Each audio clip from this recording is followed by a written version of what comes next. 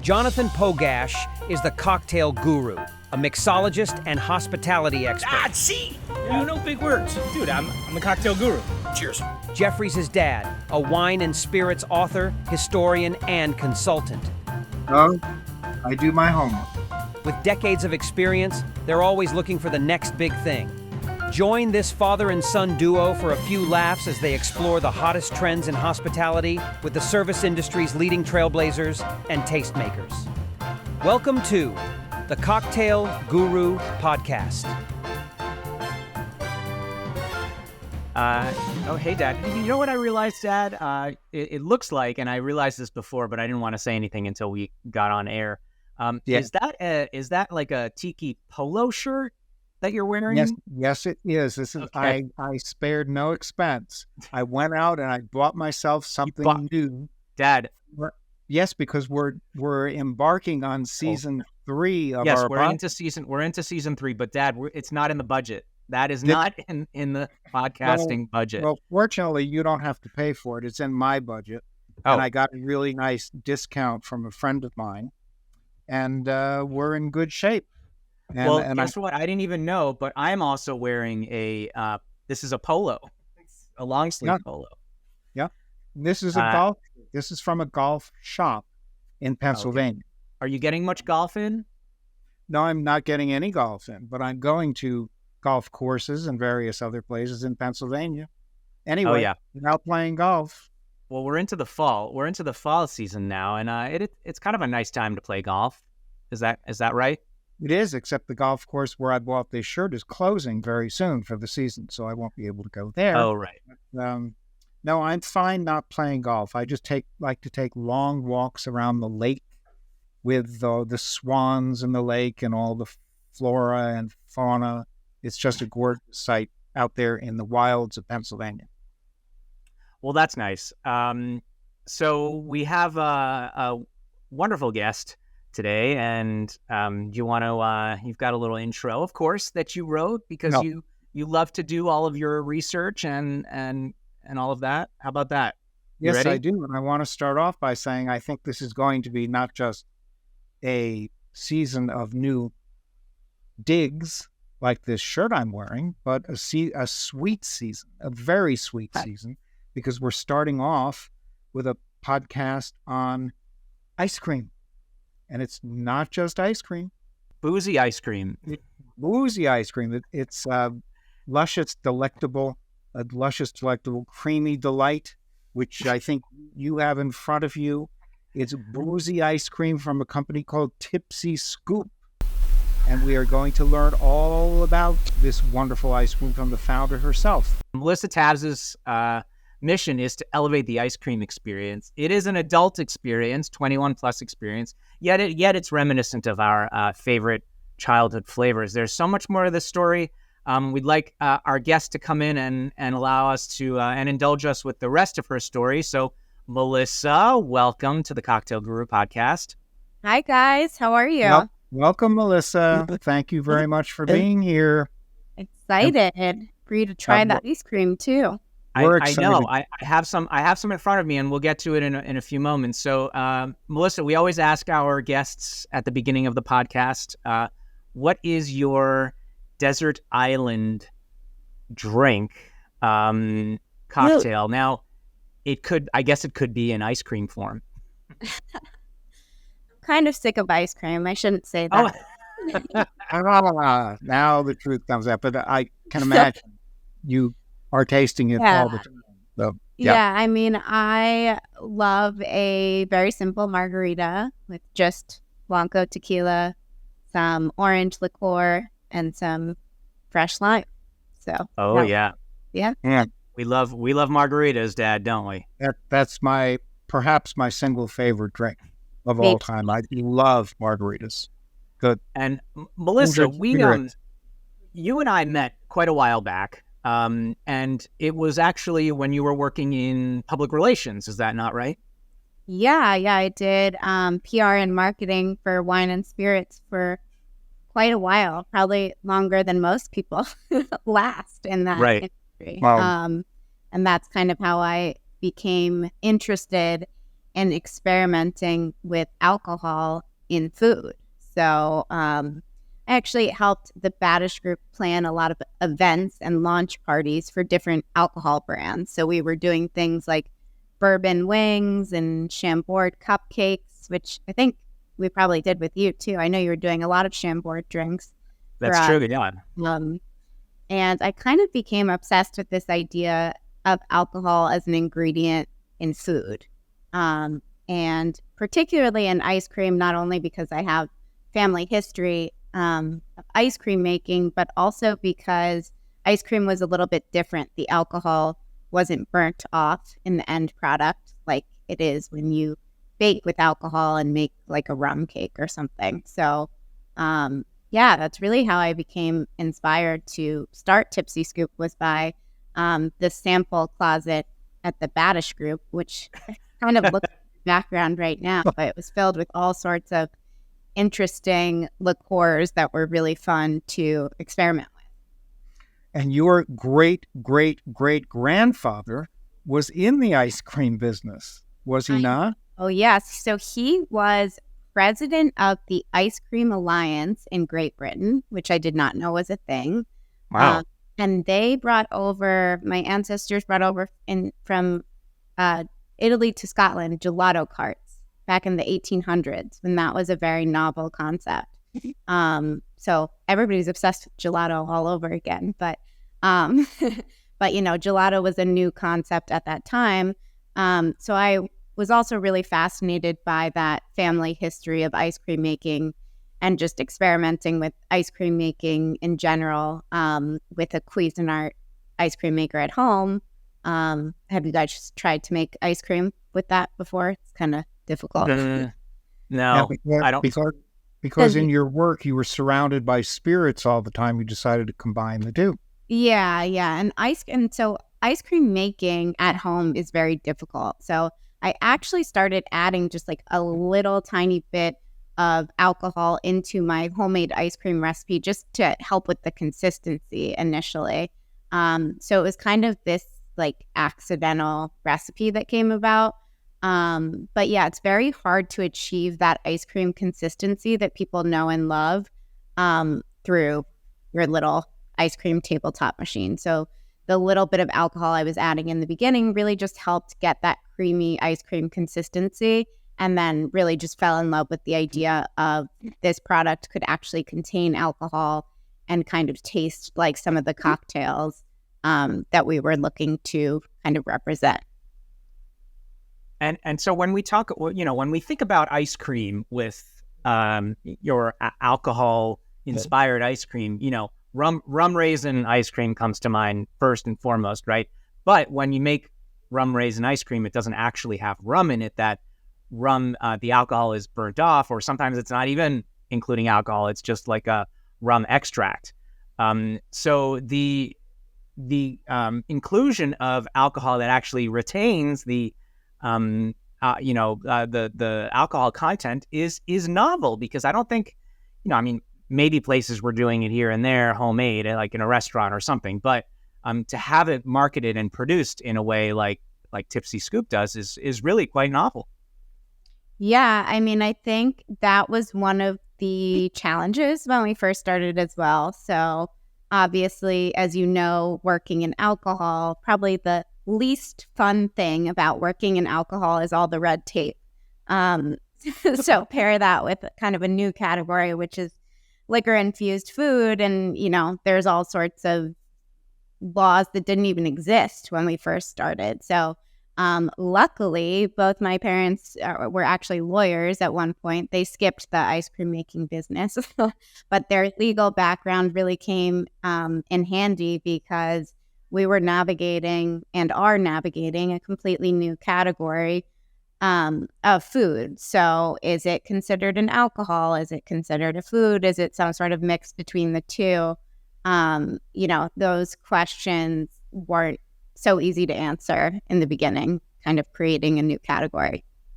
And there's something else that's new that you've created. We've all heard of ice cream parlors, have we not, John? Yeah. Yes, I've heard of them. I remember going to one up in at the top of that hill of South Orange Avenue in New Jersey. What was that place called? Grunnings. Grunnings, right.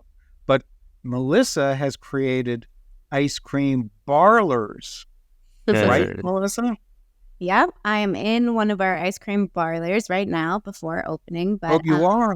Oh, yeah, wonderful. This is actually our flagship parlor on 26th Street. But yeah, our ice cream shops are set up so that they are really a hybrid of a kind of bar ice cream shop, set up like an ice cream shop. But of course, the twist is that the ice creams contain alcohol. So people get carded when they start sampling Tipsy Scoop, which they actually love. I was going to ask, because from the outside, it probably looks. Unfortunately, I'm so sorry, I haven't been to one of your outlets. I'm so embarrassed because you got to record here next. Yes. Actually, that would be really great. Yeah, I will be there tomorrow. Perfect. You will? Like, is Yes. that true or no? Yes, I'll be in Manhattan tomorrow. Oh, wow. So he's going to visit. He's actually going to visit tomorrow. But when people walk by, kids, especially, I think would probably gravitate towards a place that looks like an ice cream parlor. And so you probably run into a lot of kids coming in and just being like, hey, actually, these have alcohol in them. I'm so sorry. How do you navigate that? We have like 4 mocktail flavors that we have because Oh, okay. I have kids now and I'm like, got to make kids happy. Yeah. You have an adult getting ice cream and a kid just being unhappy and not having anything. So we have at least 4 non-alcoholic flavors to not exclude them. But yes, our clientele is very different than a traditional ice cream shop, which relies heavily on kids. Which is a mess, really. I don't know. In line for ice cream at a traditional ice cream shop. Oh, yeah. It takes a while for kids to order. So. And you have 3 ice cream parlors, do you not? One in Manhattan, one in Brooklyn, and one in Long Beach? Long Beach, New York. That is our only location that's seasonal because it's right by the boardwalk there. So we stay open there through the end of the year and then close down January through St. Patrick's Day. We also just started franchising. So we have some franchisees opening probably pretty soon in Washington, D.C. She found a great location in Chinatown, pretty close to the Capital One Arena, which is great. And then we have somebody opening in Portland, Oregon, Phoenix, Arizona, and Sacramento, California. So great way for us to continue to expand. When we opened the location in Long Island, I think we realized how difficult it was, even just being an hour from the city, to open locations on your own further away. So this is a great model for us to be able to continue to grow. Well, that's exciting because now there's going to be Tipsy Scoop boozy ice cream from coast to coast. We hope so. That's the idea. That's really very exciting. There's amazing opportunity. I can see that with Tipsy Scoop and franchising. And are there? I see it as something that could be in like a casino or a Las Vegas, or is that an avenue that you guys have thought of before? Yes, definitely actively looking in Las Vegas. It's funny because we do a lot of business with bachelorette parties. That's a big one for us. And there are a few different companies that do they'll plan bachelorette parties for you, and they'll highlight key cities like Phoenix, Las Vegas, LA, Austin, New Orleans, like all of those cities that are kind of those party celebration destination cities are ideal locations for Tipsy Scoop. When somebody's going to celebrate something, as you go to Las Vegas for, that's the ideal setting for us to be in. So actively looking in Las Vegas right now, we have pretty good wholesale distribution there to the different pool parties at the Cosmopolitan and the Palms, but would love for somebody to open there.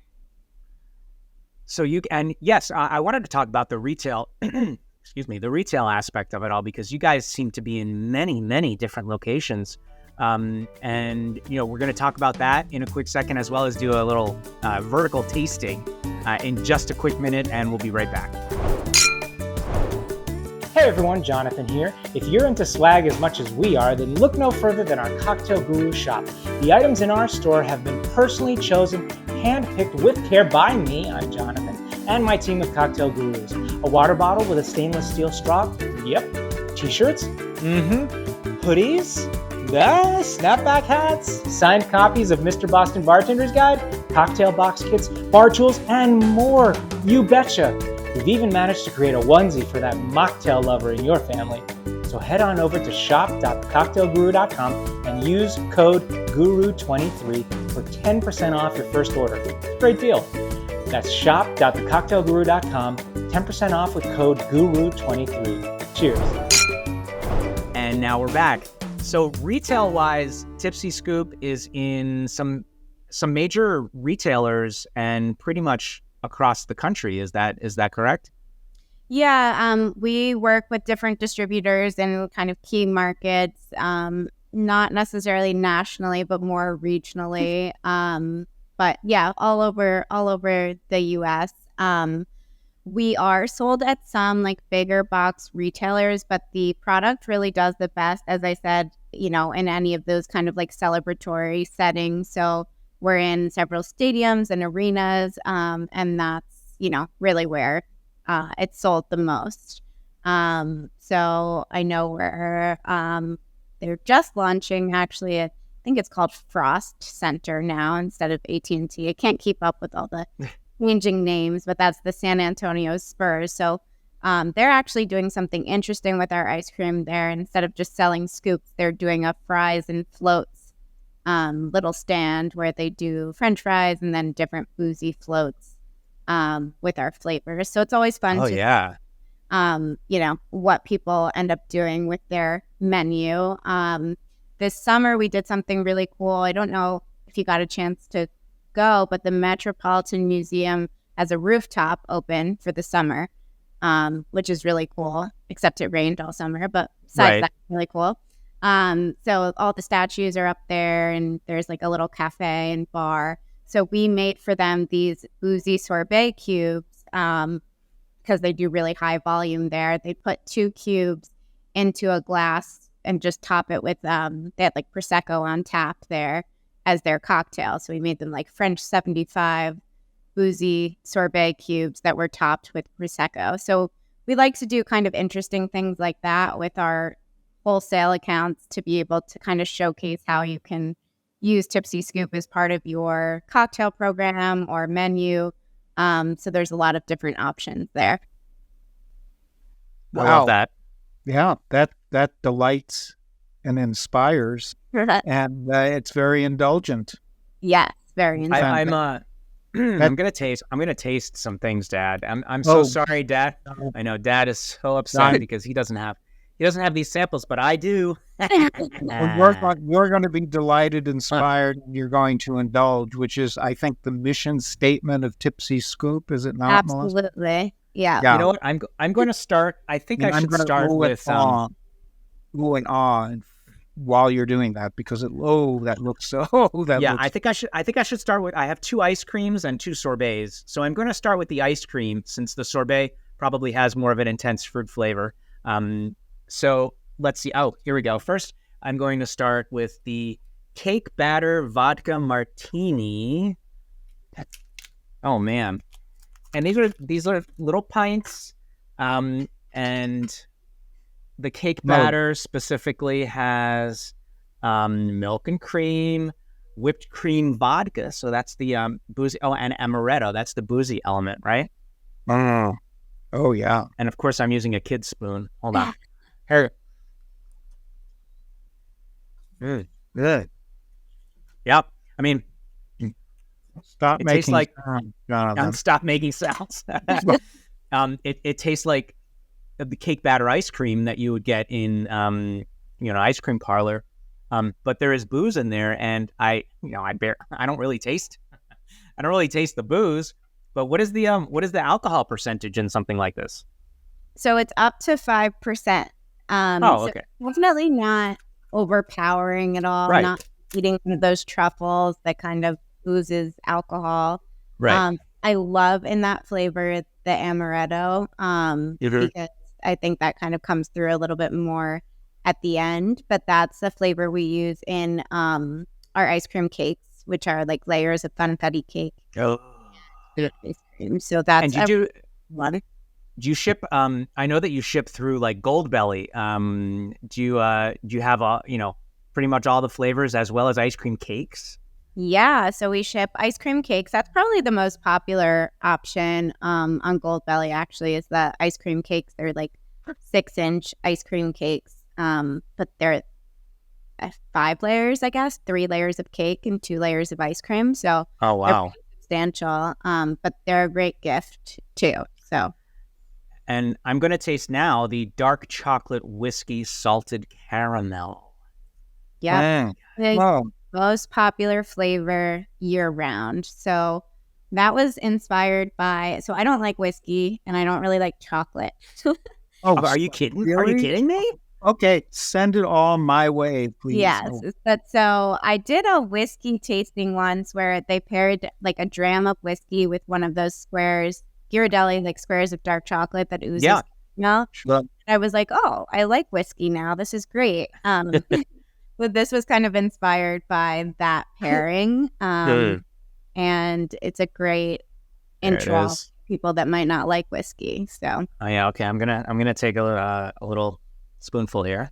Yes, during my time, 50 years or so in the industry, I've been pairing chocolate and whiskey on a regular Oh, basis. okay.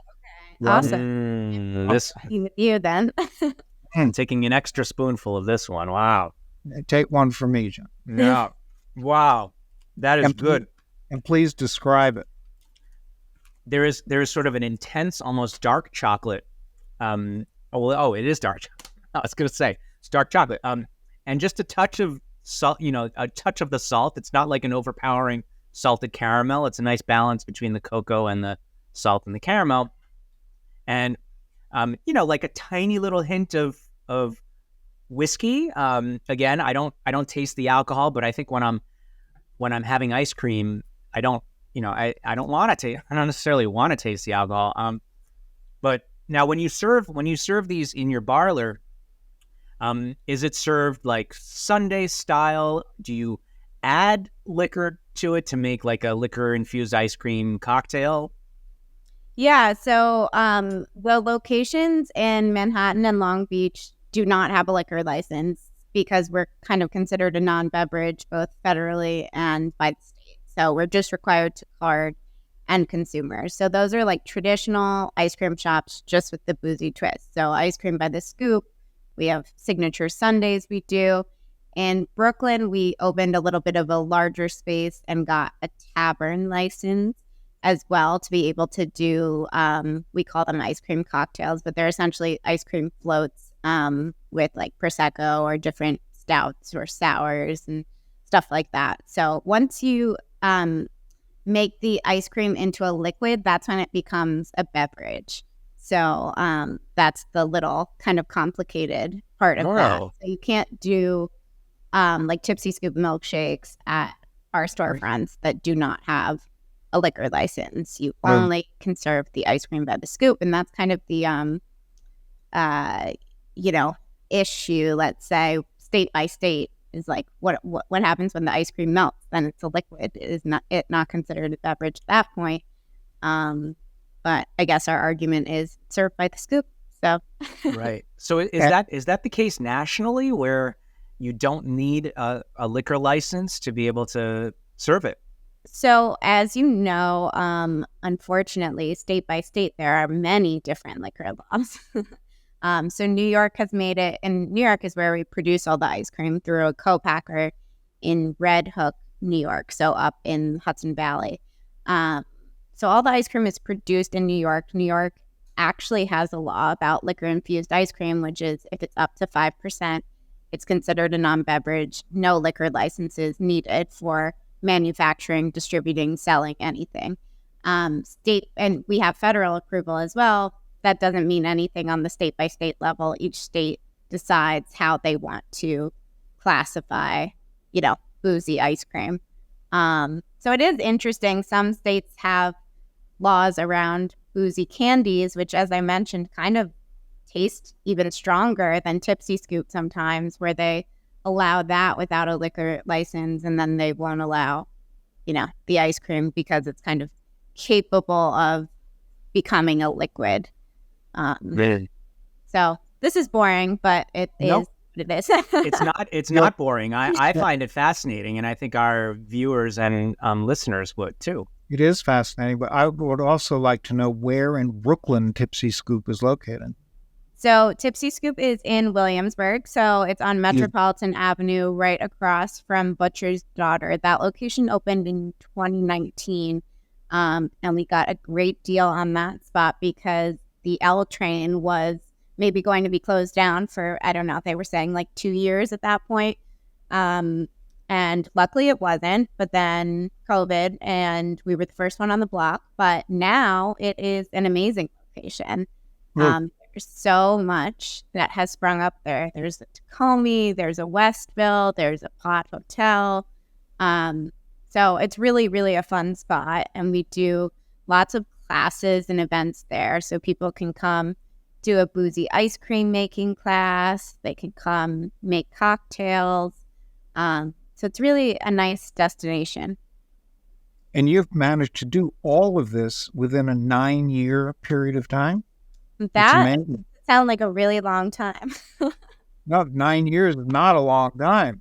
And you've accomplished a great deal. It's incredible.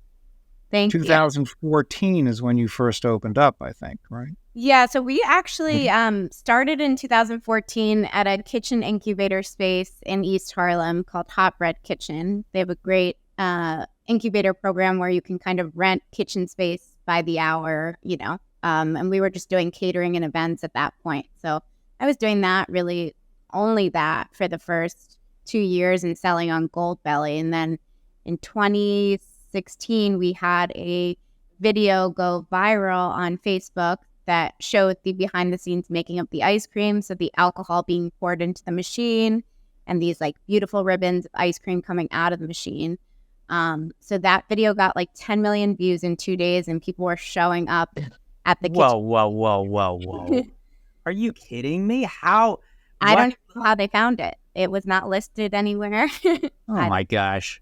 So they were like showing up at this like warehouse in East Harlem under the train, very uninviting, and they were buying pints and pints of ice cream. So I never wanted to open a shop. I really was not interested in that at all, but we kind of had to listen to our customers and open from there. So oh my gosh. So what is it? I mean, Melissa, what is it like going viral? I mean, listen, as an entrepreneur, especially, it's hard to get your business off of the ground because you put so much blood, sweat, and tears, but you always hear about these videos.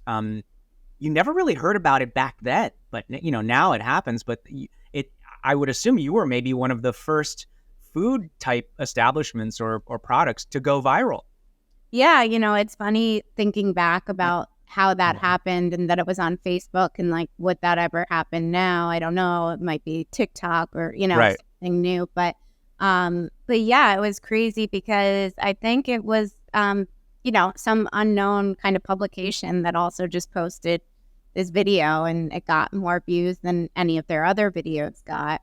And it was just really like a perfect demonstration of the ice cream actually containing alcohol, because, you can say that, but once people see it, it's that much more powerful. So right. That was a great way to start a brick and mortar location with that buzz already going about the business, rather than open a spot, build the buzz after that. So prior to opening our first location, which I'm at now on East 26th between 2nd and 3rd, side street, no foot traffic organically on this side street at all. We had so much media and press coming in to kind of film this, coming soon of this parlor, that by the time we opened, and coming from a marketing and PR background, I knew like we have too much press. Like this is like a problem. Like we can't handle this. So I knew that. I did not know anything about like the operations and actually how to manage the store, but I knew we had too much press. So I came in, I think at 9 a.m. the day we were supposed to open, because I like had this feeling like this is too much. And people were already lined up outside the door. So it was crazy. It was so overwhelming, and we were so unprepared, but somehow we managed to pull it off. I think I had like 10 people from my family like working behind the register.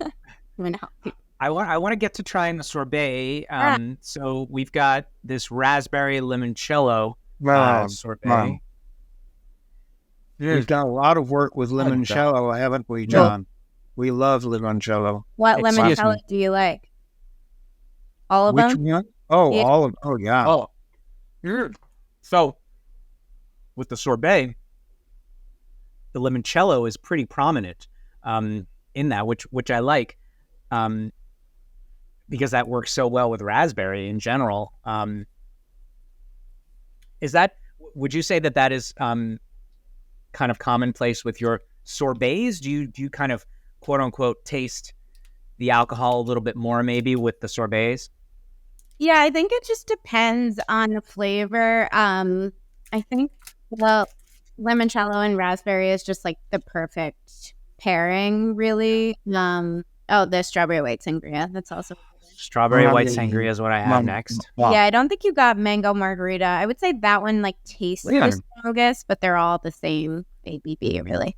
Oh, that's really good too. Yeah, but people love sorbets. I definitely do not only more sorbets, but more dairy-free, like coconut milk-based. Yeah, options moving forward. Wow. Yeah, well... Now, was that a sorbet you just tasted, John? Or was that ice cream? Yes, sorbet. Strawberry white sangria sorbet. It kind of looked like ice cream. Looks great. It's so good. Well, Melissa, what is next for you? I know that you have a family and have a small child or children, plural? Yep. 2 kids, but one is 5 and one is 10 months. So wow, congratulations. The ice cream yet. No, they're not. No. but the balance between having your own very extremely successful business and family life, I know from personal experience, is tough, right? It is tough, but I try to take advantage of the flexibility of having my own business too, and being able to. I think my son asked me the other day, please be class mom, and I'm like, I don't have time to be class mom, but I'm like, you know what? I do have time. I'm going to do it. I can in the weekend and go to his class for an hour. So, there's pros and cons, but that's why I have to have the non-boozy flavors at my store now. I can't not have this. Right. Of course. Have to appease the children as well. Yes. And the future of Tipsy Scoop is the franchising, yes? Yeah. So definitely starting with franchising in the U.S., kind of bookmarking our franchise inquiries that we're getting outside of the U.S. because we don't know how to get the ice cream there. But hopefully one day we'll be able to figure that out as well, and just continuing to be kind of first mover in the boozy ice cream category, hopefully, and continuing to work with great brands and great people like you guys and spread the word about Tipsy Scoop. So amazing. Well, thank you, Melissa, for this spirited conversation.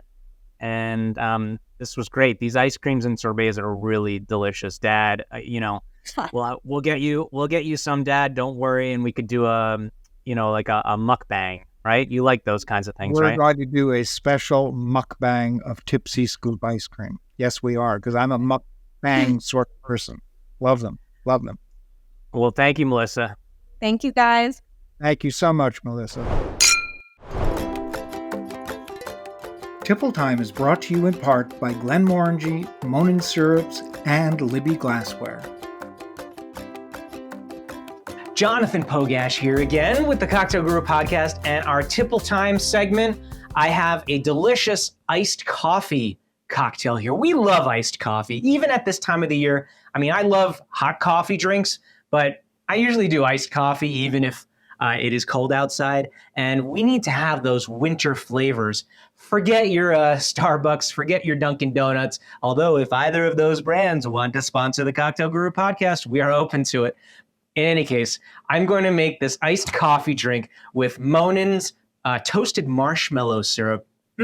This is so delicious. It has that real charred marshmallow flavor. And Glenmorangie 12-year-old single malt Scotch whiskey. That's right. This is a spiked iced coffee with Scotch whiskey and Monin toasted marshmallow. Okay, so first of all, let's go ahead and add 1.5 ounces of the Glenmorangie 12-year Scotch, single malt Scotch. So I have, again, another Libbey glass. You could go to Libbey Pro, Libbey.com, follow them on social media. They have beautiful selections of glassware for you at home, for your bar or restaurant. This is their Renewal Crosshatch 12-ounce highball glass.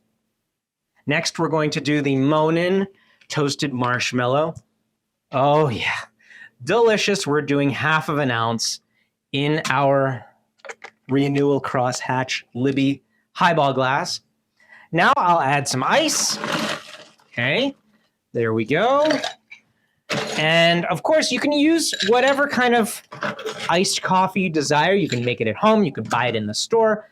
I just have this that I bought in the store. I actually drink it every morning. And we'll fill that up and then add your milk of choice. So I've got some oat milk. And you can obviously do regular milk. You can do almond milk, whatever you want. Oh, yeah, baby. Oh, yeah. So, and of course, we have our reusable straw. We'll give it a little stir. Hold on. I've got my fresh nutmeg over here. Oh, there we go. And we'll just give it a little crack on top. This is a really cool, nutmeg. Oh, there we go. Nutmeg all over my apron. Oh, there we go. Hold on one second. So cheers, everyone. Oh, my goodness. That is literally a mic drop kind of cocktail right here. Oh, man. Guys, I really wish that you could taste this. That Monin toasted marshmallow really comes through. The Scotch whiskey is just such a nice balance. If you're looking for a spiked iced coffee drink, this is the way to go. Thanks, everyone, again, to another Tipple Time. Cheers. Tipple Time has been brought to you in part by Monin Syrups, Glenmorangie, and Libbey Glassware. That does it for today's show. If you enjoy what we do, please rate, review, and subscribe to the podcast. To watch or listen to today's episode or to see the show notes, visit thecocktailgurupodcast.com. You can also follow us on Facebook, YouTube, X, Instagram, or TikTok. The Cocktail Guru podcast is produced by First Reel Entertainment and can be seen on EatsDrinksTV.com, Spotify, and Zencaster, or heard on Apple, Google, Amazon, or wherever you listen to your favorite shows.